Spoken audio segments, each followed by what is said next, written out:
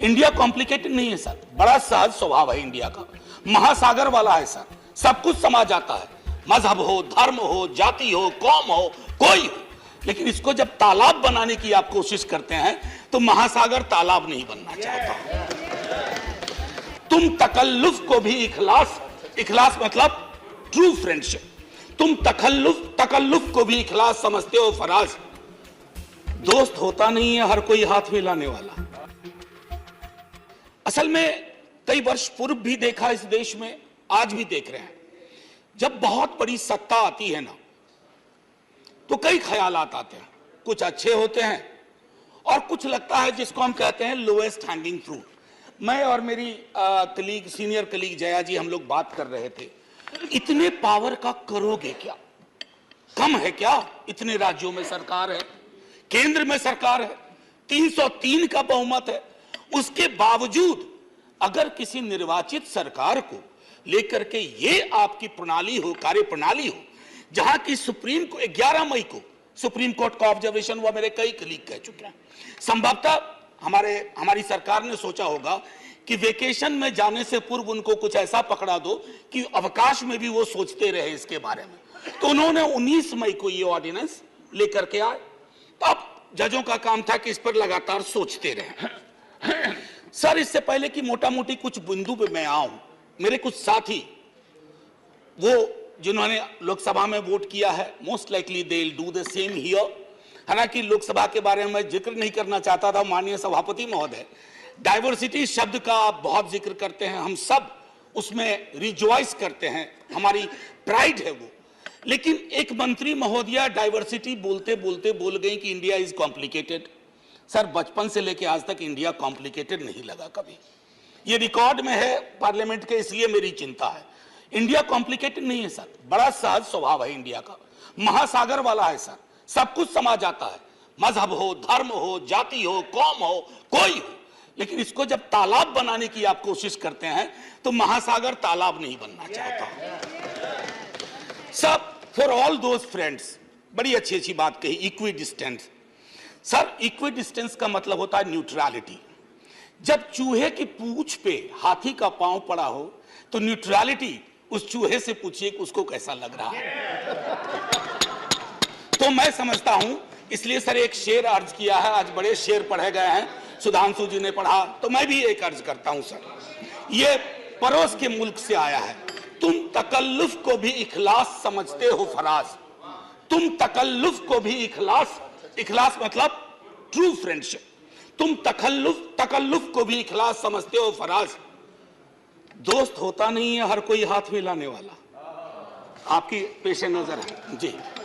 तो मैं ये कहना चाह रहा था sir at a historical juncture, एक चीज और मुझे बड़ी अच्छी लगी उस दिन, हमारे माननीय गृह मंत्री जी ने जवाहरलाल नेहरू जी को कोट किया। एक पल को मुझको लगा कि शांति वन में अस्थियां कसमसा गई होंगी, ये हुआ क्या, ये हुआ क्या। फिर अंबेडकर साहब को भी कोट किया, राजा जी को कोट किया, उन्होंने कन्हैयालाल मानिकलाल मुंशी को कोट नहीं किया, एचवी कामत को कोट नहीं किया, जो शायद ज्यादा उनके पक्ष में तर्क आ जाता। सर, विश्वविद्यालय में मैं पढ़ाता हूं तो पीएचडी के स्टूडेंट्स को साइटेशन हम लोग सिखाते हैं, इसको कहते हैं एथिकल साइटेशन। एथिकल साइटेशन में ये नहीं होता है कि सेमी कोलोन के बाद का ले लिया और शुरू वाला छोड़ दिया। उदाहरण के लिए कहता हूं कि आज तक इस दुनिया में सबको लगता है इस देश में कि मार्क्स ने कहा था कि धर्म अफीम है, religion is the opium for masses. Sorry sir, the entire quote is religion is the sigh of the oppressed creature, the heart of a heartless world, and the soul of soulless condition. It is the opium of people. Sir, अब इसमें क्या किया हमने, सिर्फ opium वाला line निकाल लिया और मार्क्स को कह दिया कि धर्म विरोधी था। सर, मैं इसलिए कहता हूं साइटेशन बहुत इंपॉर्टेंट चीज है। बहरहाल जवाहरलाल जी की अस्थियों को मजा आया होगा, जहां तक मुझको लगता है शांतिवन में। सर, ये मूलतः मैं इसलिए नहीं कहता कि मैं बीजेपी के कार्यप्रणाली का विरोधी हूं सर, वो एक पॉलिटिकल रियलिटी है, हम भी एक पॉलिटिकल रियलिटी हैं। हम शत्रुता की जुबान से हमें एक दूसरे को संबोधन नहीं करना चाहिए, न सदन में न सदन के बाहर। साहब, हम इंडियन मुजाहिदीन नहीं है साहब, हम ईस्ट इंडिया कंपनी नहीं है, हम वो भारतवर्ष हैं जिसको महासागर मैंने कहा, और उस महासागर में आप भी हैं, हम भी हैं। हम और आप एक दूसरे की कीमत पर नहीं है। तो सर मैं ये कहना चाहता था कि ये प्रतिगामी बिल है। सर आपको घंटी नहीं बजाना पड़ेगा, मैं प्रॉमिस करता हूं, पक्का उसी में खत्म कर दूंगा। सर प्रतिगामी मैंने क्यों कहा? दुनिया देख रही है कि हम कितना प्रोग्रेसिव लेजिस्लेशन ला रहे हैं। सर ये मुझे जो चिंता इसमें ये हो रही है कि माननीय सर्वोच्च न्यायालय ने एक निर्णय दिया। सर कुछ सोच के दिया होगा ना। आप अक्सर कहते हैं कि नेहरू नहीं चाहते थे। अरे नेहरू 56 में नहीं चाहते थे, 67 वर्ष बीत गए हैं, हकीकत नहीं बदलती क्या? नेहरू के टाइम में हम सार्वजनिक क्षेत्रों में कितना ध्यान देते थे और आज हम बेचने पे ध्यान दे रहे हैं। ये फर्क आया है ना सर। चूंकि ये फर्क आया है तो हर हकीकत में फर्क होता है। 56 की दिल्ली और आज की दिल्ली वही नहीं है सर। सर मैं तो अरविंद केजरीवाल जी का बिल ही नहीं मानता हूं, दिल्ली गवर्नमेंट का बिल ही नहीं मानता हूं।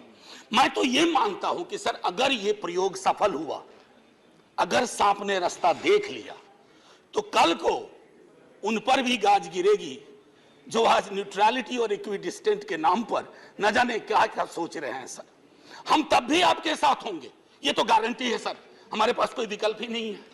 परेशान हताश लोगों के पक्ष में खड़ा होना। हम तो कश्मीर चल रहा था, उस वक्त आम आदमी पार्टी ने कोई और पोजीशन लिया था। आज उनको समझ में आ रहा होगा कि क्यों उस वक्त वो पोजीशन लिया। और आज मैं ये कह रहा हूं कि कल को किसी राज्य के साथ होगा, हम आपके साथ होंगे। सर सेपरेशन ऑफ पावर को लेकर के मेरे कई कलीग कह चुके हैं, मैं कुछ नहीं कहना चाहता, बस एक 3 चीज कहूंगा सर। अगर ब्यूरोक्रेट्स मिनिस्टर को उत्तरदायी नहीं है सर, ये अराजकता को जन्म नहीं देगी क्या? मैं दिल्ली की जनता, अगर मैं दिल्ली सरकार हूं, मैं दिल्ली की जनता के लिए उत्तरदायी हूं। जैसे राघव कह रहे थे, अगर कोई विसंगति कहीं आती है, एलजी साहब के पास जाऊं सर, वो चुनाव जीते। हालांकि मैं जानता हूं कि इस देश में गवर्नर्स और लेफ्टिनेंट गवर्नर्स की भूमिका में विस्तार हो गया, अब तो वो राज्यों के नाम बदल दे रहे हैं। सर आपकी मुस्कुराहट इंगित कर रही है कुछ। मैं ये कहना चाह रहा था सर, और मैं समझता हूं कि ये बात मैं कह करके, और 239AA के बारे में जो बातें कही गई हैं मैं उसको दोहराना नहीं चाहता। सिर्फ मैं एक चीज पे आऊंगा, कोरम। सर ये कमाल का कोरम हुआ, 3 में से 2 होंगे। मुख्यमंत्री बेचारा चेयरमैन है, बहुत अच्छी बात कही उन्होंने, चेयरमैन विदाउट चेयर। मुख्यमंत्री चेयरमैन है, वो अगर 2 मिनट लेट भी पहुंचेंगे तो कोरम डिसाइड कर लेगा क्या करना है दिल्ली के लिए।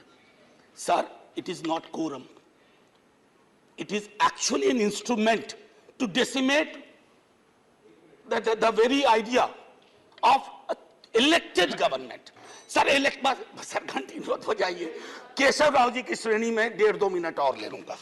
सर एक सोल डिस्क्रिशन का मामला आया है, सोल डिस्क्रिशन, और ये मैं आग्रह करूंगा माननीय गृह मंत्री जी से, हमारी महामहिम राष्ट्रपति के लिए भी जो संदर्भ आते हैं ना, to aid and advice of the cabinet or the ministry, sir उनका भी सोल डिस्क्रिशन नहीं होता है। ये तो एक तरह से मुझे सोललेस डिस्क्रिशन दिख रहा है, आत्मा विहीन डिस्क्रिशन। सर ये उसमें नहीं फिट बैठता है। सर एक और चीज, मैं अभी कल गूगल कर रहा था सर फेडरलिज्म पर, 2 बहुत महत्वपूर्ण कोट मिले इंटरेस्टिंग लोगों के, एक चंद्रबाबू नायडू जी का, एक नवीन पटनायक जी का। वो कोट मैं पढ़ना नहीं चाहता हूं, बस मैं बता देना चाहता हूं। आखिरी सर, ये पेशे नजर तमाम लोगों के जो कहते हैं, अपील करते हैं कि साहब मदद करो इस बिल पे, तो दुष्यंत जी कह के गए थे कि उनकी अपील है कि हम उनकी मदद करें, चाकू की पसलियों से गुजारिश तो देखिए। सर ये चाकू पसलियों से कह रही है हमारी मदद करो। सर ये आसान मामला